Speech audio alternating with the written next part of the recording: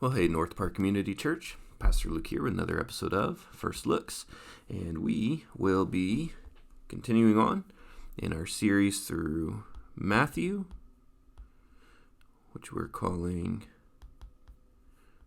The Way of the King, series title, and we are in the Sermon on the Mount right now, which is found in chapters 5 through 7, and we are in Matthew 5,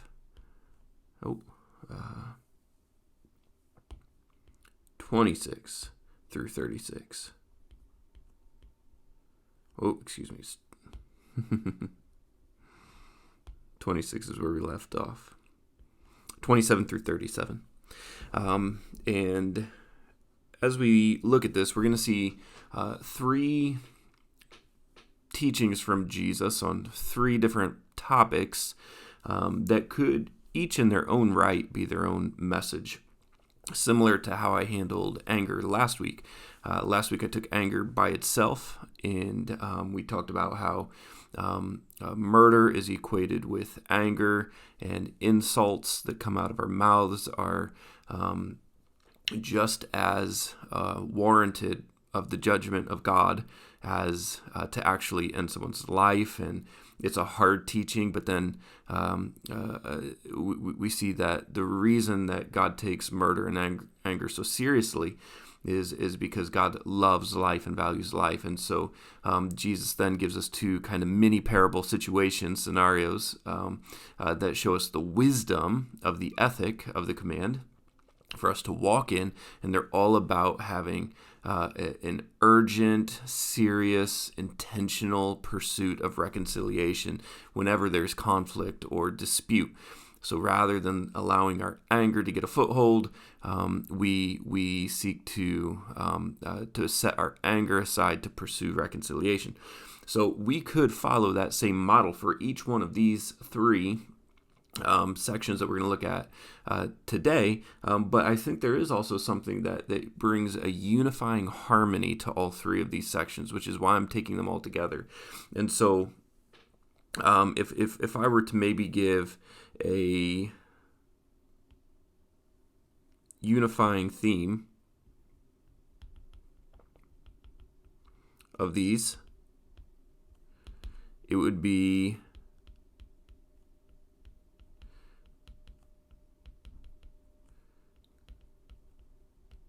covenant faithfulness, which in the Hebrew is Hesed. Maybe you remember that from our Ruth series. It's what is often translated as steadfast loving kindness, maybe loyal loving kindness, steadfast loyalty, loyal mercy. Those words all kind of get mixed together by translators in different combinations to try to communicate the depth and the full-orbed nature of what is embodied in the Hebrew word hesed. But covenant faithfulness certainly works as well. And covenant faithfulness is a primary theme of the entirety of the scriptures.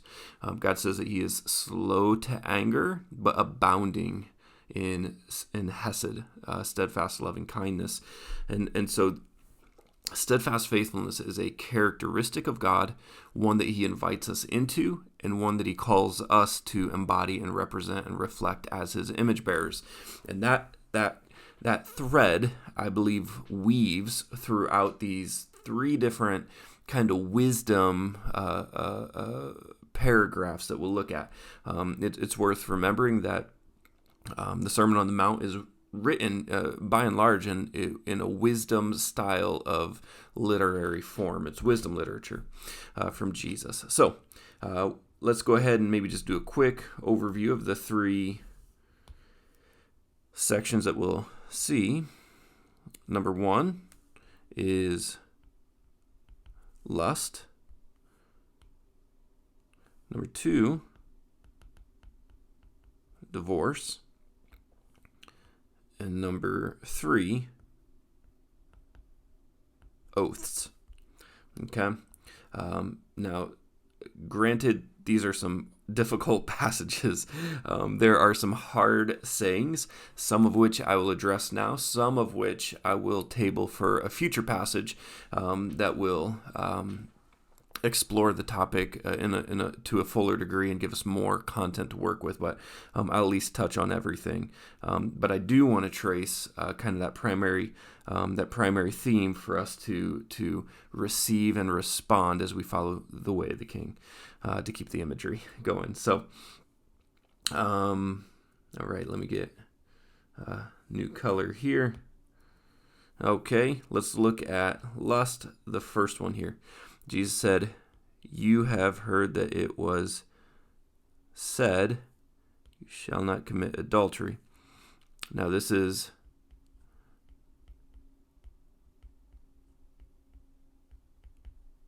one of the 10 commandments right here, but what we focused on last week that we made mention of is when Jesus is referencing the command itself. Jesus will say, "It is written." That's Jesus talking about OT, but heard it was said. Some commentators suggest that that's Jesus talking about interpretation of the commands or the Old Testament. And so the primary way that we would see this being interpreted is to reduce the heart of the command to the surface level literal meaning. Surface level literal meaning is don't commit adultery. Don't have intimate relations, sexual relations with somebody that you are not in the covenant of marriage with. Do not go outside of marital fidelity with sexual intentions and purposes and pursuits.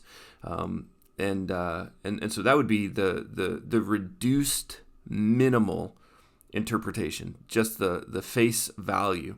But this is the same thing that happened with anger. With anger, it was, "You have heard it said, you shall not commit murder." Well, yeah, it's one of the big 10 commandments there.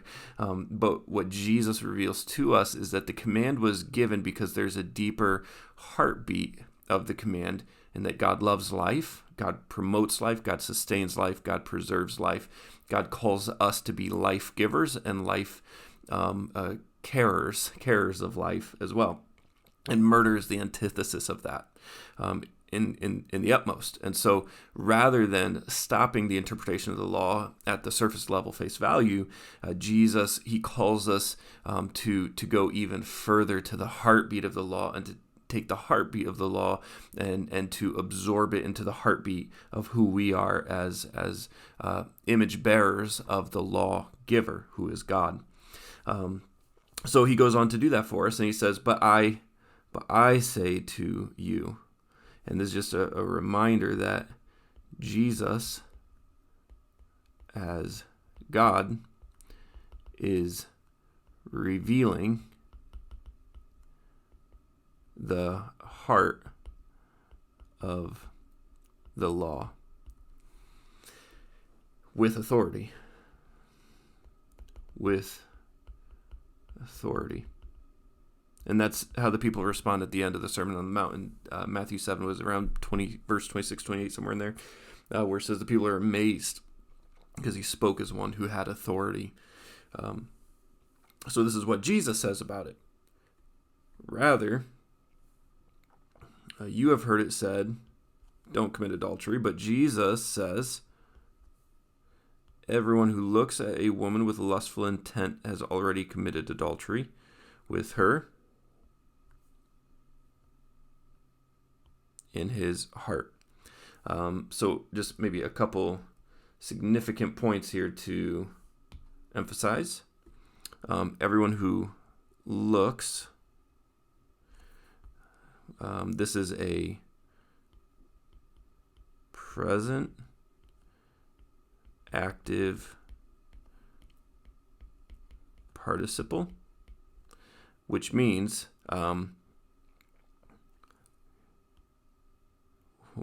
present meaning right now, active meaning actively staring, participle. This is working with the verb, the primary verb, and so maybe what we would say is everyone who stares upon, stares at, stares upon. That maybe communicates it a little bit better. Living in the world in which we live, we see things and we can't walk around blinded. That will come up in a moment here. That's not the intent Jesus wants to walk away with. However, the way we respond when we see something that is attractive or desirable or pleasurable, the way we respond makes all the difference. And Jesus is saying to see something that is desirable but is forbidden, that is not for us, that is outside of covenant fidelity, with lustful intent. Notice there, this is the Greek epithumeo, which is a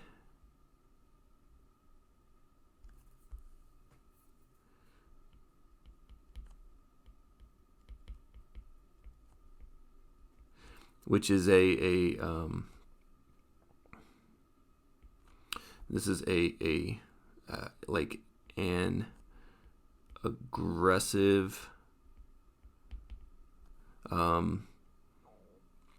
self-seeking desire. It's staring upon that with an intention to go and take for yourself, which is an important part here.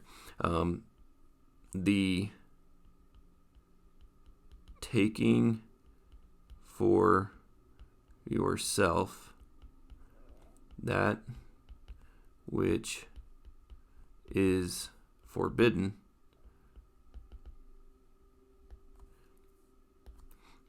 is the original sin. And so this certainly harkens back to Genesis chapter 3, to see, to desire, and to take. And Jesus is saying that same pattern is present when a man looks upon a woman in a wrong way here. That same Genesis 3 heartbeat is what's really in operation. And so the looks upon and the adultery in his heart, this deepens the sin from the physical act to the mental harboring of sinful desires,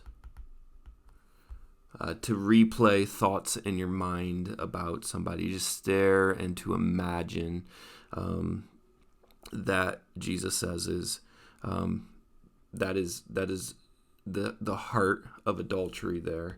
And as we saw with anger, the heart of adultery receives the judgment of adultery, which in the Mosaic Law was being stoned to death again. So carries the same consequences as murder. And so Jesus says here, if your right eye causes you to sin, then tear it out and throw it away. That's strong, isn't it? Yeah. Then cause you to sin, then tear it out and throw it away. Why?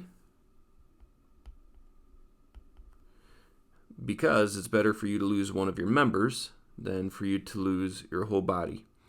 So, reason?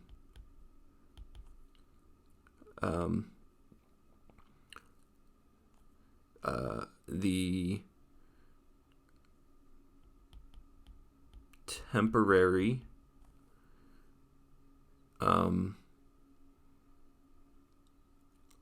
the temporary, what language do you want to use?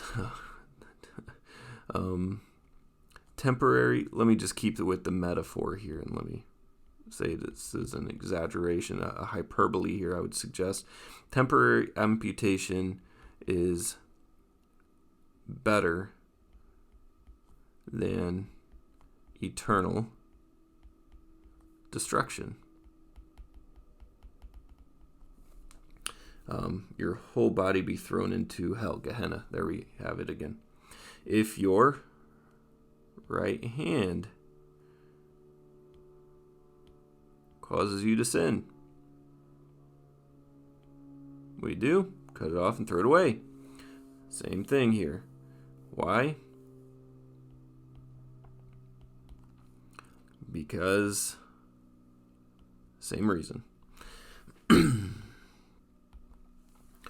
So Jesus, again, he does the same thing that he did with anger, where he gives us the letter of the law, he gives us the heart of the law, and then he gives us the wisdom of the law to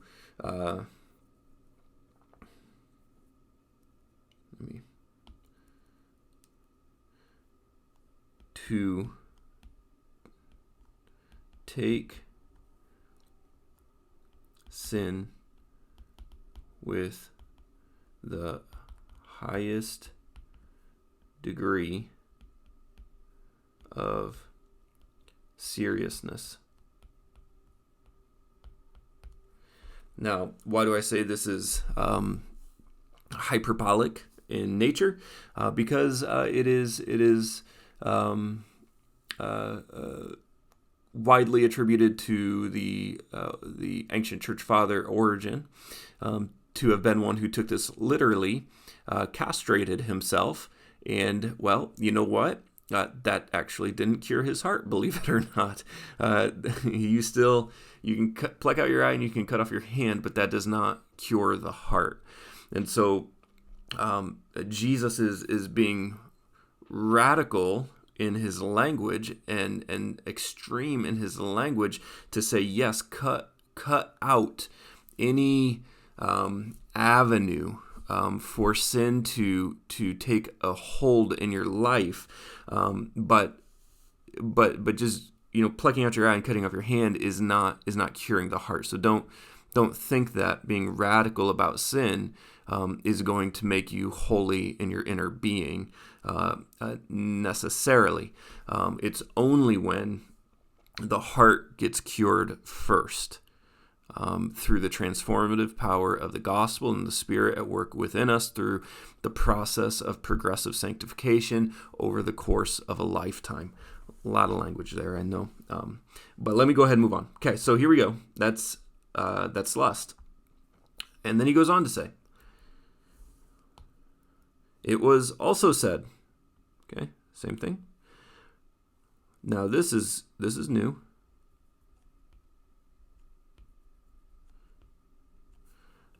It was also said is the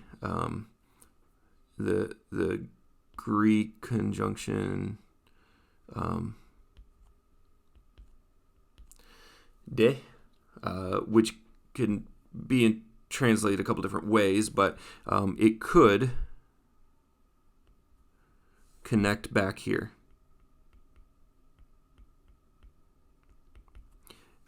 Could connect divorce with the lust here.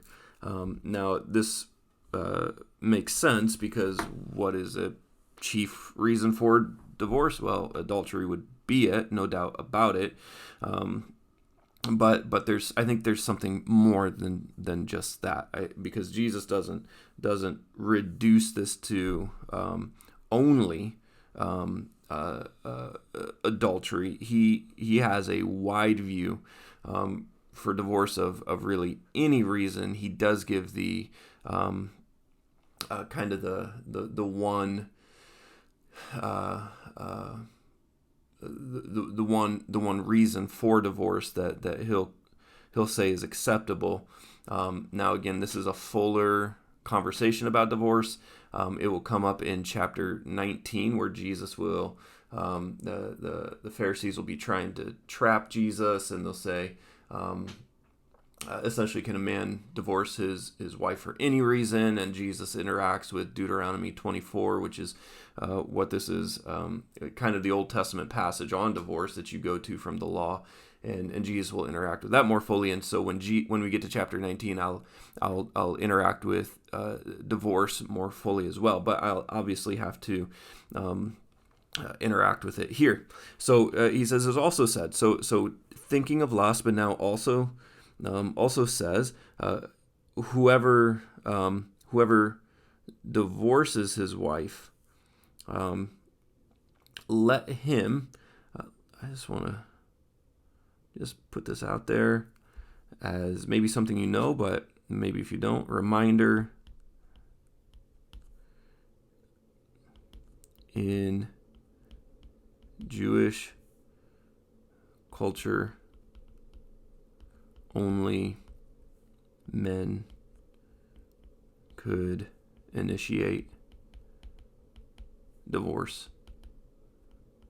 There are exceptions. Josephus mentions it, but whenever you have an exception, it's because you're dealing with somebody who's like a very high-powered woman, maybe somebody who's a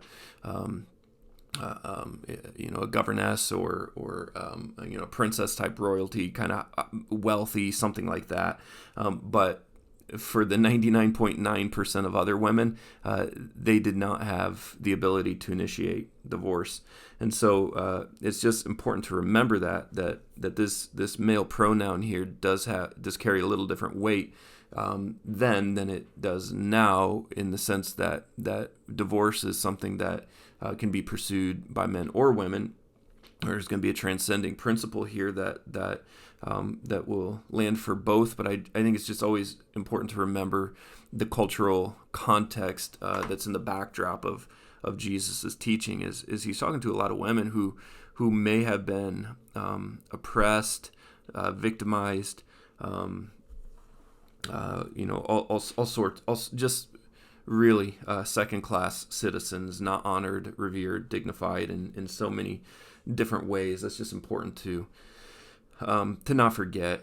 And just a reminder that it was Christianity that really has done the most for women's right and the elevation of women in the world and throughout history. And so if a man divorces his wife, he is to give her a certificate of divorce. What does this do?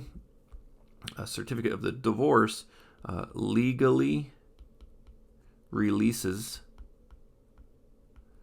her to remarry.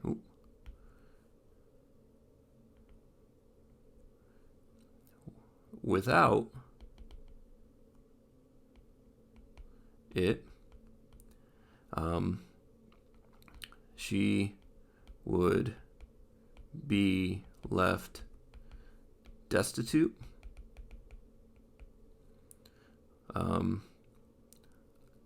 potentially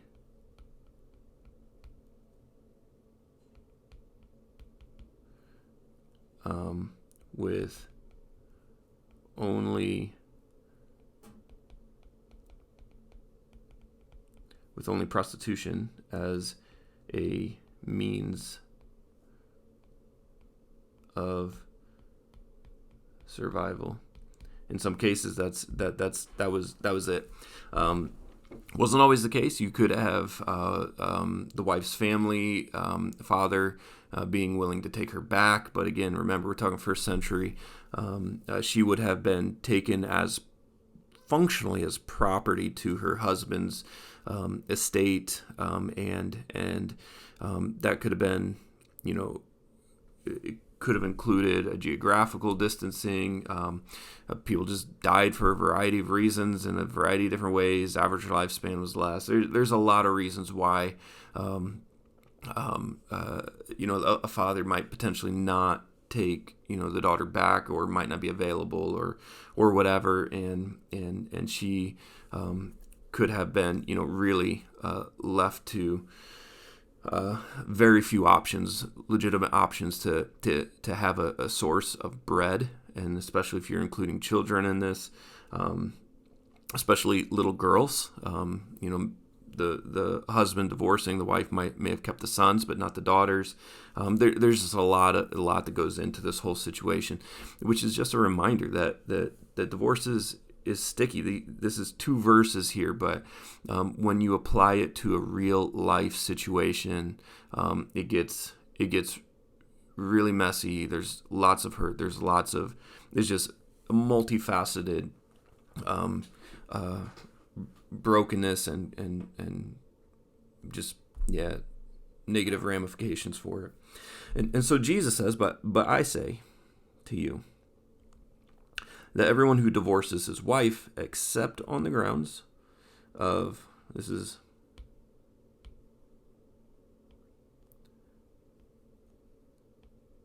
except on the grounds of sexual immorality. Now we see that as the one out, so to speak. But don't forget in 1 Corinthians that Paul allows remarriage after desertion.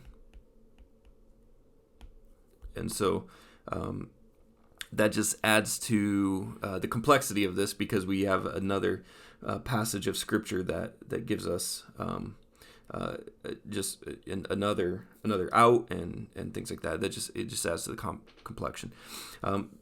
So one of the reasons that commentators will suggest that Jesus gives this reason for divorce is because adultery fundamentally breaks covenant. So it's the breaking of the covenant, and so going on to what he says afterwards, to divorce a woman, to break the covenant, is akin to committing adultery, which is breaking covenant, and then divorce is breaking covenant. And so there's the connection.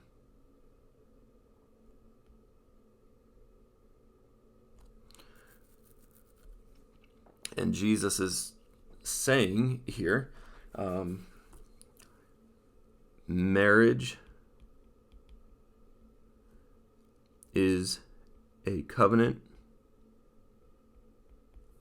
not to be broken. What God has joined together, let no man separate. And so whoever marries a divorced woman commits adultery. This is a difficult verse, a difficult statement here from Jesus. And so this just with all transparency, I'm not going to tell you everything I think about this right now, because I'm going to want to sit with this and pray over this and read a lot about this before I make any statements that are going to be recorded right here on online. Suffice it to say, this is hard statement, but one we cannot ignore because from Jesus and it's in Scripture. So we have to do something with it. Okay. And then we get down to our last of these three sections, and it's with oaths. Again, you have heard that it was said to those of old. So let me just add up here as well. This is from, Deuteronomy 24, verses 1 through 4-ish, something like that. So this has much less direct Old Testament command association. It's more of a kind of an aggregate teaching that came from a variety of Old Testament passages here. And so here's the command is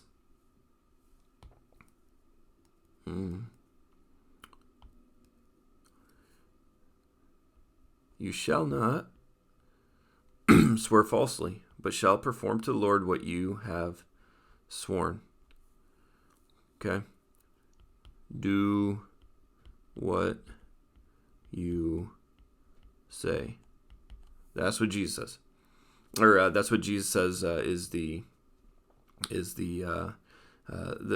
saying, the teaching from the rabbis of old. Do what you say. But I say to you, Jesus says here,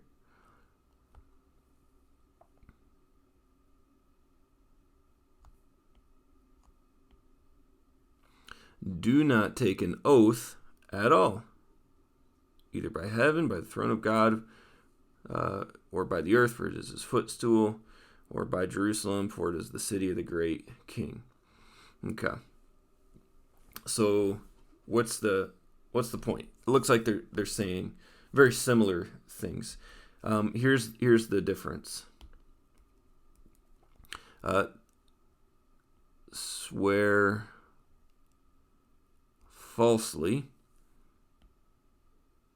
sworn. And so the way that oaths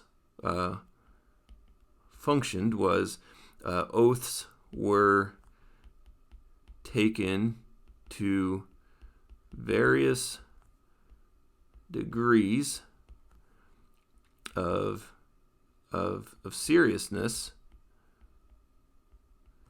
based upon what you swore upon. And so this, I don't know, reminds me of some old mob movie or some Al Pacino mob movie or something like that, where you've got the mob boss who says, I swear it on my mother's grave, something like that. And he's swearing on your mother's grave is, just the highest degree of an oath. And you can take that to the bank all day, kind of thing. And so what started happening is if you swore by heaven, by the earth, or by Jerusalem,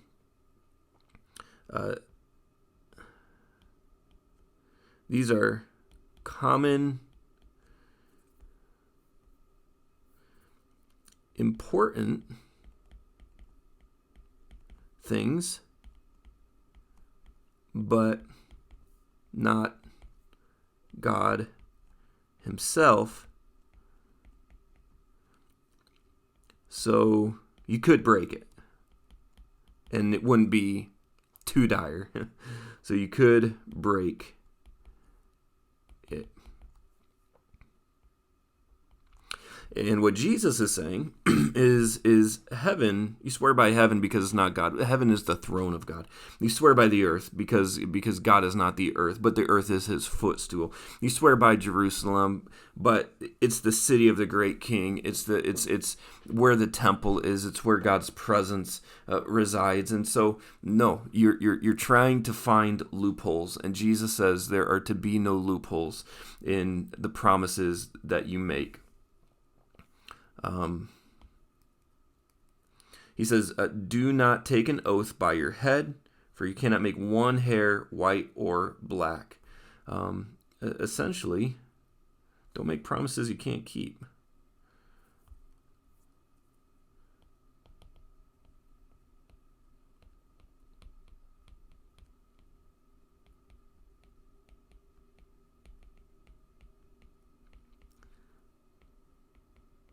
Don't make promises you can't keep.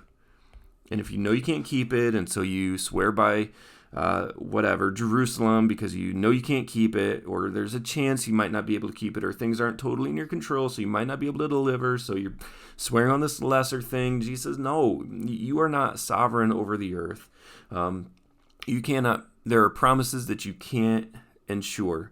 And so he says, don't make that kind of oath. Don't get into that kind of manipulative, wheeling and dealing type of interaction with people. Don't be kind of a what's the word? I don't know. But here's what he says. He says this rather simply let your yes be yes and your no be no. Anything else more than this is evil. Anything else is slimy, deceitful, manipulative at its heart. Simply yes or no. Be a person of faithfulness and integrity. In other words, be known as a covenant